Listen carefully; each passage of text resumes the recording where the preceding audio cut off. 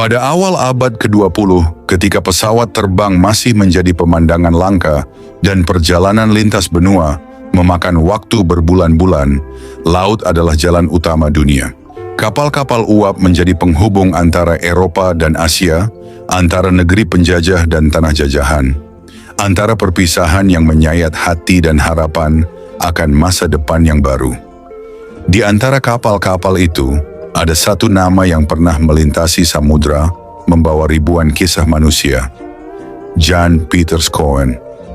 Film arsip ini merekam sebuah perjalanan panjang, bukan sekadar pelayaran dari barat ke timur, tetapi potret sebuah zaman, tentang teknologi, kekuasaan, migrasi, dan kehidupan di atas laut.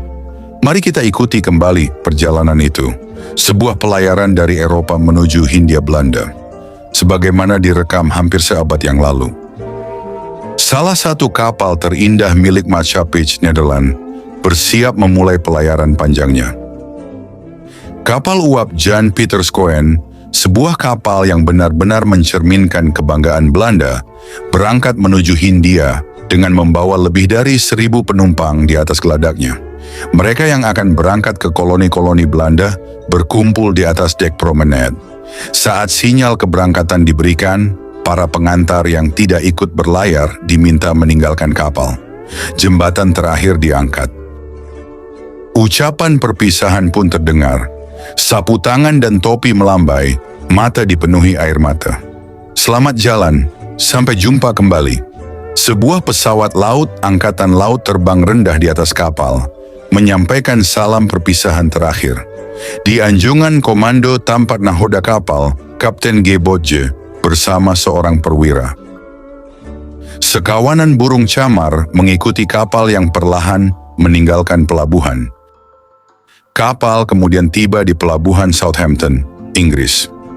Sebuah panorama pelabuhan besar yang ramai, salah satu pusat pelayaran terpenting di Eropa pada masa itu. Pada tahun 1921, pelabuhan Southampton merupakan salah satu pusat maritim terpenting di Inggris, bahkan dunia.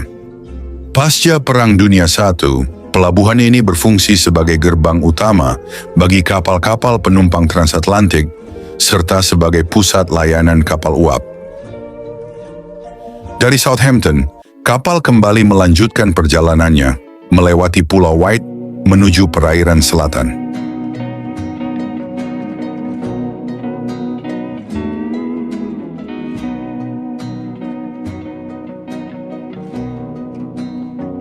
Pulau White merupakan sebuah county seremonial sekaligus pulau terbesar di Inggris. Pulau ini terletak di Selat Inggris, di lepas pantai selatan Inggris, dan dipisahkan dari daratan utama oleh Selat Solent. Pulau White memiliki peran penting dalam sejarah pertahanan maritim Inggris. Di kejauhan tampak Tarifa, sebuah kota Moor di pesisir Spanyol, lalu Gibraltar, gerbang menuju Laut Tengah. Gibraltar merupakan wilayah seberang laut Inggris yang terletak di ujung selatan Semenanjung Iberia, tepat di pintu masuk Laut Mediterania. Dalam pelayaran yang panjang ini, para penumpang menikmati hari-hari cerah di atas kapal. Mereka berbaring santai di dek, membiarkan angin laut menyapu wajah, sementara tawa dan obrolan ringan mengalir tanpa beban. Sebagian menghabiskan waktu dengan membaca atau memandangi cakrawala biru yang seakan tak berujung, sebagian lain larut dalam hiburan yang disediakan kapal, musik, permainan, dan pertunjukan kecil yang mengusir kebosanan. Di sela-sela itu, persahabatan baru terjalin, cerita hidup saling dibagikan, dan waktu terasa berjalan lebih lambat, seolah pelayaran ini bukan sekadar perjalanan menuju tujuan, melainkan sebuah pengalaman yang ingin dinikmati sepenuhnya. Saat berpapasan dengan kapal De Jakarta milik Rotterdamsche Lloyd, salah seorang awak kapal menyampaikan ucapan "Selamat jalan" melalui isyarat bendera. Di geladak, para penumpang menikmati secangkir kopi, menyaksikan kapal itu perlahan menjauh, sebuah momen singkat yang merekam keramahan di tengah perjalanan laut. Kapal singgah di pelabuhan Port Said. Pada tahun 1921, pelabuhan ini merupakan salah satu pelabuhan transit paling sibuk dan kosmopolitan di dunia, berfungsi sebagai gerbang utara utama terusan Suez yang menghubungkan Laut Mediterania dengan Laut Merah, serta jalur pelayaran menuju Asia.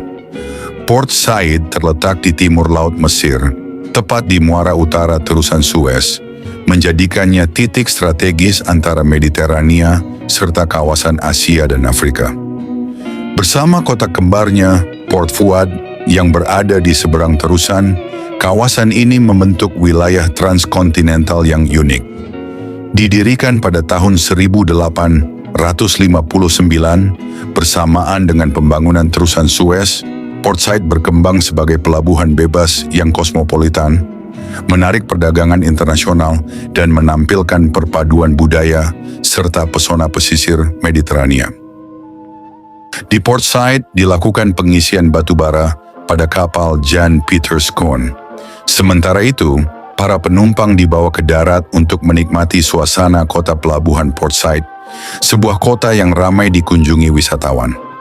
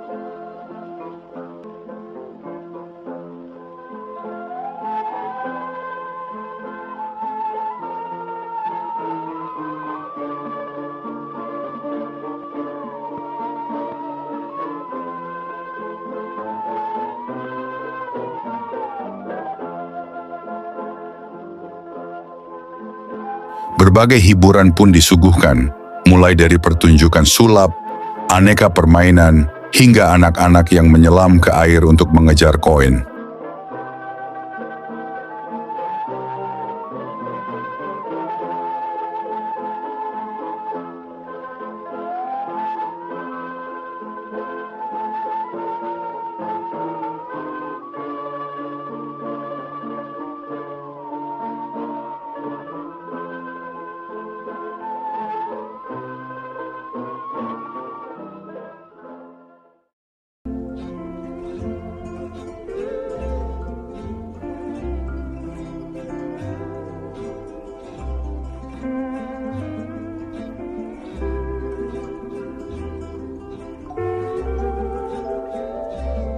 Setelah proses pengisian batu bara selesai, perjalanan dilanjutkan menuju terusan Suez. Di sana tampak patung Ferdinand de Lesseps, perancang terusan yang menghubungkan Laut Tengah dan Laut Merah, sebuah jalur penting bagi pelayaran dunia. Di dalam kapal Jan Peter Schoonen, kehidupan berlangsung layaknya sebuah kota kecil yang terapung di tengah samudera. Setiap sudut kapal dirancang untuk menopang perjalanan panjang lintas lautan, sekaligus menjaga rutinitas para penumpang dan awaknya. Terdapat ruang musik kelas 1 yang menjadi tempat hiburan dan pertemuan kaum elit, ruang makan kelas 2 yang lebih sederhana namun tetap tertata rapi, serta ruang makan khusus anak-anak yang menghadirkan suasana lebih ringan di tengah perjalanan yang melelahkan. Di balik area penumpang, kamar-kamar awak kapal berjejer rapat, menjadi ruang istirahat setelah jam kerja yang panjang. Tidak jauh dari sana, ruang mesin berdenyut tanpa henti, menggerakkan kapal melawan ombak dan angin. Menariknya, kapal ini juga memiliki percetakan sendiri, sebuah fasilitas yang jarang ditemui. Tempat menu harian, pengumuman, dan informasi penting dicetak dan dibagikan kepada para penumpang.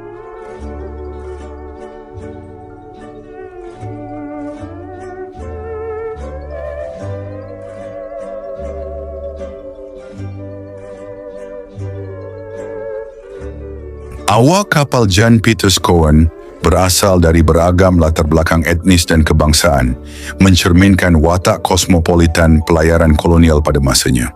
Di antara mereka, para pelayan asal Jawa memegang peranan penting dalam pelayanan sehari-hari. Dengan ketekunan dan keterampilan mereka, para pelayan ini menjembatani kebutuhan penumpang dan operasional kapal, sekaligus menjadi wajah pelayanan yang paling sering ditemui selama perjalanan panjang tersebut. Di atas kapal Jan Pieter Schoon, fasilitas bagi penumpang dirancang dengan cukup lengkap dan ramah keluarga. Kapal ini tidak hanya menyediakan sarana transportasi, tetapi juga menghadirkan berbagai bentuk hiburan, khususnya bagi anak-anak. Tersedia ruang permainan anak yang dilengkapi beragam aktivitas menarik, termasuk penyelenggaraan berbagai lomba anak-anak dengan hadiah-hadiah menarik bagi para pemenang.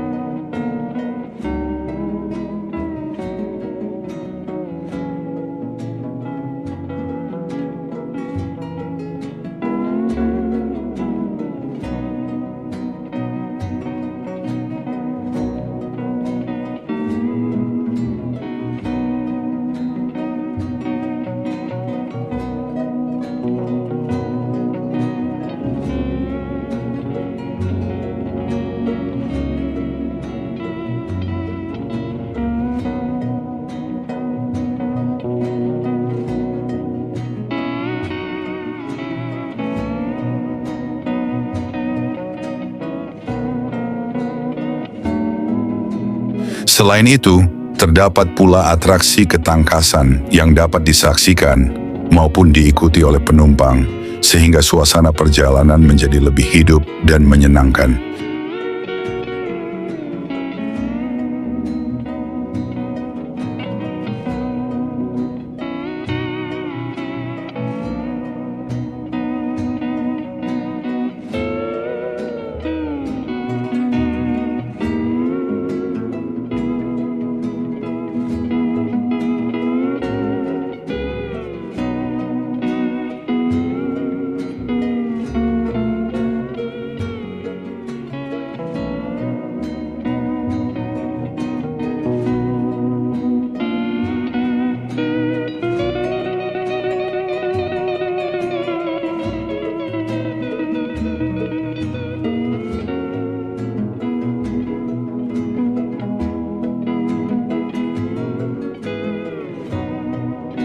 Tidak hanya mengutamakan hiburan, kapal Jan Pieter Schoon juga memperhatikan aspek kesehatan dan keselamatan penumpangnya. Untuk itu, kapal ini dilengkapi dengan ruang praktik dokter yang siap digunakan apabila terjadi keadaan darurat atau untuk memenuhi kebutuhan medis para penumpang selama perjalanan. Dengan berbagai fasilitas tersebut, perjalanan dengan kapal ini menjadi lebih nyaman, aman, dan berkesan.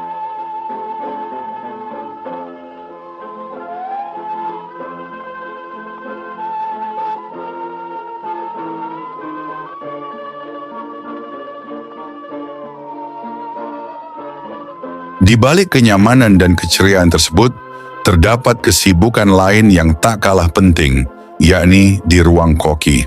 Sejak pagi hari, para koki dan juru masak kapal tampak sibuk menyusun dan menyiapkan menu makanan bagi seluruh penumpang. Aroma masakan memenuhi ruangan, sementara para kru dapur bekerja dengan cekatan membagi tugas, mulai dari memilih bahan makanan, memotong sayuran, mengolah daging, hingga menyusun menu harian yang bergizi dan bervariasi.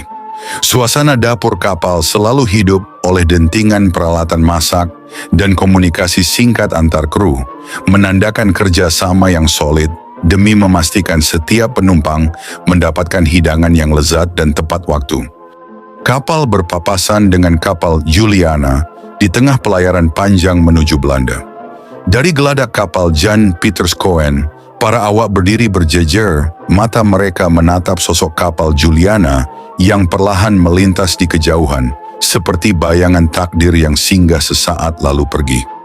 Mereka adalah orang-orang dari Hindia Belanda, dari tanah jauh bernama Indonesia.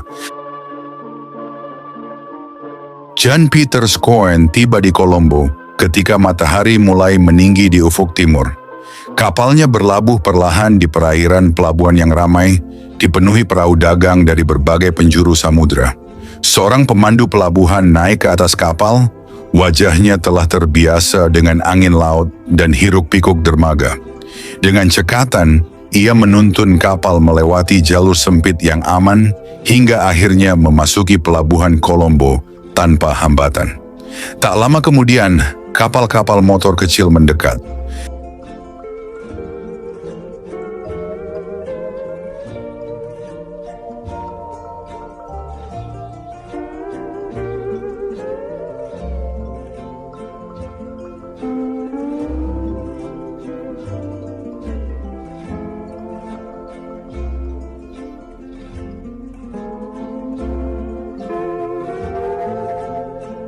Satu persatu para penumpang turun dan dibawa ke darat, merasakan kembali pijakan tanah setelah perjalanan panjang di laut. Di pelabuhan, kepala pelayan segera menjalankan tugasnya, membeli perbekalan segar, air, makanan, dan kebutuhan lain sebagai persiapan untuk pelayaran selanjutnya.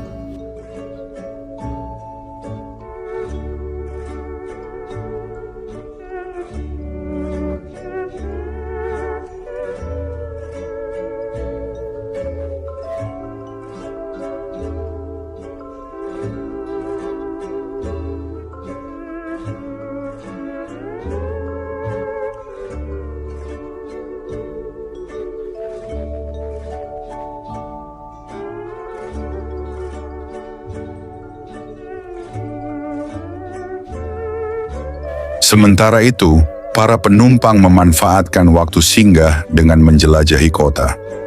Mereka mengunjungi museum yang menyimpan artefak perdagangan dan pelayaran masa lalu.